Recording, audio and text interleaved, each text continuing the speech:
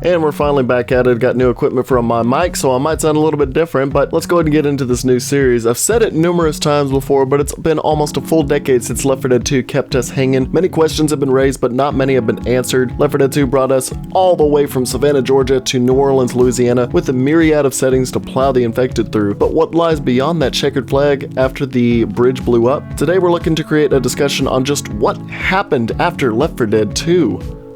Due to the severity of the outbreak and numerous context clues among the piles of uninfected dead bodies that the survivors find in the parish, Nick, Coach, Rochelle, and Ellis came to realize the military was taking out people no matter if they were stricken with the green flu or not. These ain't zombies.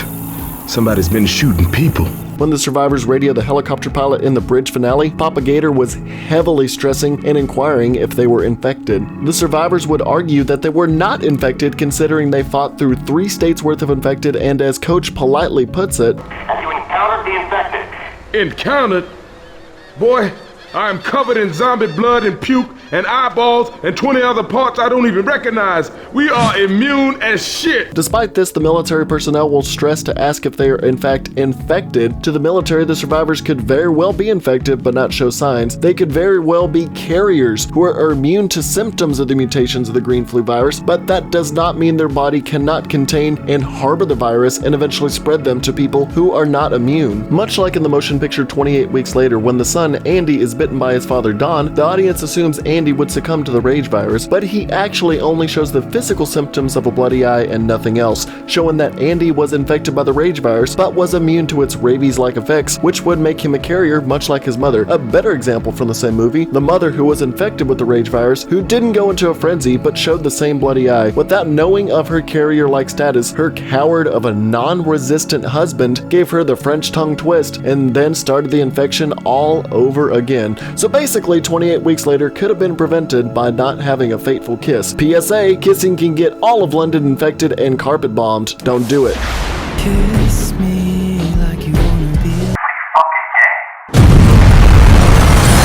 The military ask each other if they're equipped to fly out carriers of the disease. They are apparently ready to transport possible carriers in a short amount of time and give the survivors a chance to get aboard. The 4 survivors fight across the bridge and make it into the apparently safe harborage, and this is where the story has been left up in the air since 2009. This is where we come in and try to fill in the blanks with a branching arc of possibilities. Assuming the rescue vehicle wasn't hit by the debris of the exploding bridge and destroyed in the air, once the helicopter finds a safe harborage to land at, possibly a military outpost off the coast, they would probably unarm the 4 survivors as a safety concern, since they are citizens in this epidemic after all. What happens next is where the timeline divides. Number 1, out of the realm of possibilities, I want to go ahead and get the darkest scenario out of the way. If the army were to repeat their sins of the past, much like they do the countless uninfected people in the city of New Orleans, then it goes to say that Coach, Rochelle, Nick, and Ellis would be lined up against a wall. Before this were to occur, Coach, Ellis, and Rochelle would try to plead for the group's lives and try to come to a peaceful agreement with the soldiers. Nick wouldn't let himself be taken down without a fight, considering he knew what the inevitable conclusion would be. Nick would either mouth off at the personnel or try to rush them and be the first one to be picked off and die. And eventually the rest of the group would be executed to prevent a possible infection in the army's ranks. If this outpost had scientists or medical doctors, it would be much like the Millhaven outpost from the Left 4 Dead Sacrifice comics, and see about finding a cure by examining this group. Considering they are possible carriers who are uninfected by the green flu, they would find it as a great opportunity to fight this constantly evolving epidemic. This would, however, lead to each survivor possibly being isolated and causing unrest and uneasiness in the group. Nick and Coach would find reason to think that the military has worse plans for their team. Ellis and Rochelle would remain optimistic, and Ellis would probably just regale the doctors and soldiers of a ton of Keith stories as they locked him up or examined him. The safety of the island comes into play here, whether the personnel there were wearing masks in case of airborne pathogens, and if infected were to not be found on the land. This could be a long-standing and rather uneventful turn of events, as they could stay there for an indefinite amount of time until rations would run thin. Now, if this were to happen, if rations were to run thin, they would have to make frequent visits to mainland just to get supplies to survive. If they were able to successfully scavenge for supplies, they would be able to keep up this research and lifestyle until either the infected died off, the survivors ran out of rations, a mutiny occurred and killed the survivors, or a possible cure or prevention would be discovered, although that possibility would be highly unlikely. Another case would be in the case that they were successful in either finding a cure or suppressant or outlived the infection, the survivors would help and rebuild building society by using each of their unique skills. Coach would serve as a leader who would be quick to create a steady food supply for him and his group. Ellis would be handy at refurbishing old machinery and vehicles. Rochelle's time as a broadcast reporter could be used in either radio broadcast to find other surviving communities or in bringing in peaceful negotiations when the group would quarrel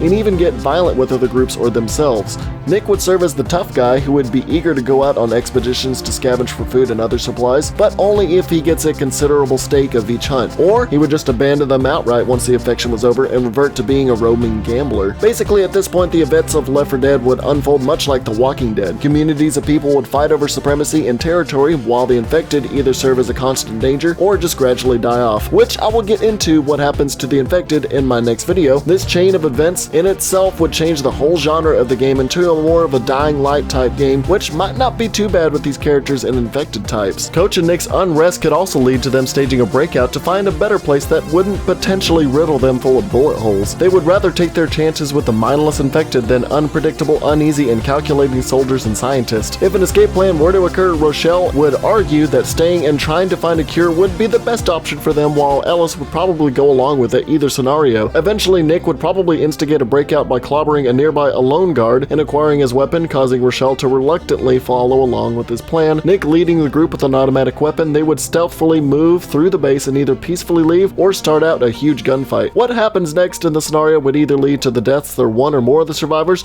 or them escaping and returning to life that they had just gotten free from. That is, if they can get off the island. Also on this island is also a possibility of the Left 4 Dead 2 survivors happening upon the trio of survivors from Left 4 Dead 1. Francis, Lewis, and Zoe may have discovered an island also inhabited by a military outpost, despite having severely bad luck with these places in the past. If you've read the Sacrifice Online comics, this would rekindle the relationships and interactions made in the passing, i.e. finally building a standing romantic relationship between Ellis and Zoe and Rochelle and Francis, and also possibly set up Left 4 Dead 3 to be a true 8v8 experience if they were to make a new survivor to fill the void that Bill left. Not only that, but I don't know about you, but I never accepted those off into the sunset endings that a lot of series do. I need closure with the characters I come to love, and I would love to see what happened after Zoe, Lewis, and Francis sailed off to a faraway island. The biggest deterring factor of this reality is that Zoe, Lewis, and Francis would not cooperate with any form of military after the offense of the Millhaven compound. If the Left 4 Dead 2 survivors were to meet them again, it would have to be an uninhabited island that the personnel would fly the Left 4 Dead 2 survivors to. There could also be the shittiest way, the helicopter bearing the same fate as every other pilot in the series. Akin to No Mercy to Crash Course and Dark Carnival to Swamp Fever, it's possible the helicopter pilot could also have become infected and crash landed either into the ocean, the coast of Louisiana, or an offshore island. While narratively I would hate to see this, it would also make Nick, Coach, Ellis, and Rochelle all cuss out in disbelief at their bad luck with pilots. If they were to crash into the ocean, they would have to make a hell of a swim to shore or risk being washed away. Crashing on the coast would get them right back where they started and trying to find safe harborage, and crashing on an abandoned island, well, it could either be that the Left 4 Dead 1 survivors were there, or they would try to make it work on that island trying to get food and survive if they weren't infected there. So it just all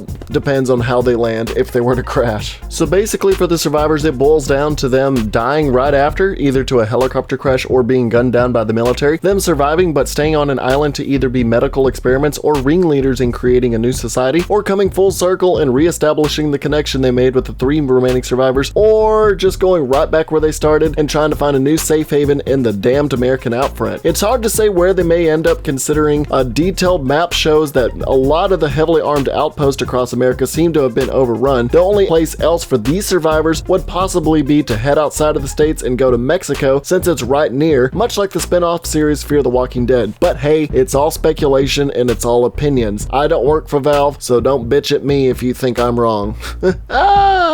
That's all I've got when it comes to the possible outcomes. I know some of you are going to bring up Coldstream and if it was a continuation of the Left 4 Dead 2 survivor stories, but that is the subject of a whole different video for another time. If you want to see what happened to all the infected out there in the days and weeks after everything went to hell, let me know in the comments. Did I miss anything that it could have probably been an outcome for the 4 survivors? Shoot me a comment as well. Don't forget to like and subscribe, and while you're at it, hit the bell by the sub button to get notified when my videos go live instantly. And also make sure to follow me on Discord Discord so we can chat and talk about Left 4 Dead and other games as they release. Also, big special shout out to my Patreon and YouTube Super Chat donators, Lovable Tester, Mario, NATO6141, Ricardo Ascension, Prank Film, Zeno Salvador, Scout with the Name, Twilight Duck, Nick B, Benny Boy, Kylie Elizabeth, Emerald Wolf, Florian B. Bell, Gaius Maiden, Jesse Piazza, Seductive Spy, Ninja Brian X, Ultra Instinct Adam, Carlisha Owens, The Gaming Hoovie, That Emo Guy, Taylor07, Juan Rodriguez, Retro Gamer, Burger King Foot Lettuce, oh I can't believe you made me say that, Josh McGugan, Michael Anthony, and Nico War. And now for a cake moment. Maybe it'll be like the Dead Island Riptide ending and they all turn into special infected. That's not gonna happen. If that happens, I quit Left 4 Dead for the rest of my fucking life. And the guest list is closed. Ain't no plus ones allowed. And the devil